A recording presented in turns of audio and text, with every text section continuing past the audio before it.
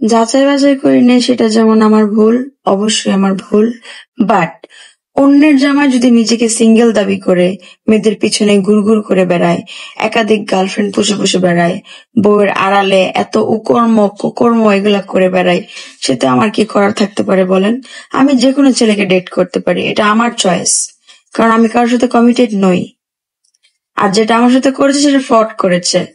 এখন এটা নিয়ে বারবার তো চিল্লাচিল্লি করার কিছু নেই। আপনারা যদি মনে করে থাকেন যে বারবার কমেন্ট সেকশনে এসে অন্যের জামাই এগুলো নিয়ে বলে যদি আমাকে কিছু মনে করাইতে পারবেন, আমি আপনাদের একটা কথা বলে দিই, সে নিজেকে প্রিটেন্ড করেছিল সে সিঙ্গেল, ঠিক আছে? আর সব থেকে শকিং নিউজ, থাক বাদ দিয়ে এসব নিয়ে পেঁচাল পারতে চাচ্ছি না, কারণ তাদের ফ্যামিলির সাথে মিউচুয়াল বিষয়টা কথা বলা হয়েছে। সে বাহিরে না আসা পর্যন্ত আমি আর কোনো ধরনের কথা বলতেছি না, কারণ I want my money back. তো আপনাদের চিল্লাইতে মন চাই, আপনারা প্লিজ চিল্লাইতে থাকেন। আপনাদের এইটা চোখে পড়ে নাই যে কত ক্রিমিনাল মাইন্ডের হয়ে কত কিছু করছে, ওগুলো আপনাদের কিছু গায়েই আসে না।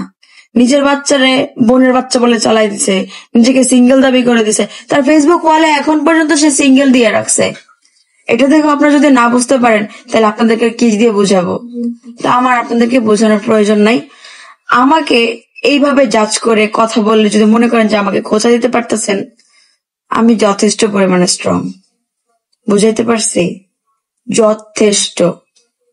আপনারা আমার একটা নখও বাঁকা করতে পারবেন না। এসব কমেন্ট করে নিজেদের বংশের পরিচয় দিচ্ছেন, দ্যাটস ইট। মেয়ে মানুষের সাথে কিরকম ব্যবহার করে আপনারা দেখছেন? কয়টা বেটা মানুষের কমেন্ট আছে?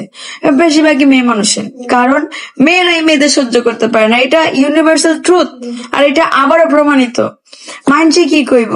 মানছে তোমার ভালো দেখলে তোমার বদনাম করব, আর তোমার খারাপ দেখলেও তোমার বদনাম করবো।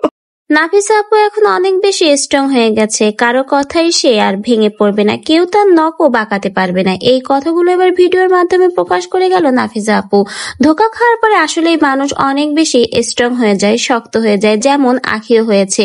আখির মতো নাফিসা আপুও কিন্তু ধোকা খেয়েছে। ধোকা খাওয়ার পরে দেখুন আখি এবং নাফিসা আপু ভেঙে না পড়ে নিজেদেরকে স্ট্রং রেখে সামনের দিকে এগিয়ে যাচ্ছে। নিজেদেরকে এভাবে স্ট্রং রাখলে হয়তো জীবনে আরো বড় বড় বিপদের সম্মুখীন হলেও তারা ভালোভাবে মোকাবেলা করতে পারবে। সেটাই কিন্তু নাফিসা আপু তার ভিডিওর মাধ্যমে এবার প্রকাশ করে দিল। বলতেই হবে আখি বা নাফিসা আপু আসলে এরা অনেক বেশি স্ট্রং, এবং স্ট্রং থেকেই নিজেদেরকে একটা যোগ্য স্থানে এরা দাঁড় করিয়েছে।